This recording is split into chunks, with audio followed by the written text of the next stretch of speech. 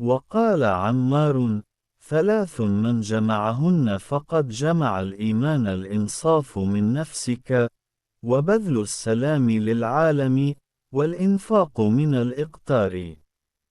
حدثنا قتيبة قال حدثنا الليث عن يزيد بن أبي حبيب عن أبي الخير عن عبد الله بن عمرو أن رجلا سأل رسول الله صلى الله عليه وسلم: أي الإسلام خير؟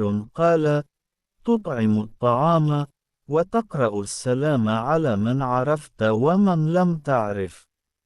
अम्मार ने कहा, तीन चीजें जो जुमा की गई हैं वो ईमान हैं: अपने साथ अदल करना, दुनिया को अमन देना और फजूल खर्ची करना।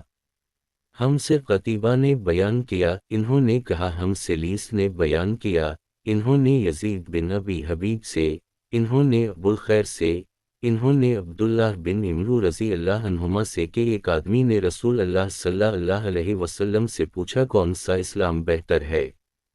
आप सल्लल्लाहु अलैहि वसल्लम ने फरमाया कि तो खाना खिलाए और हर शख्स को सलाम करे, ख्वाह इसको तो जानता हो या ना जानता हो।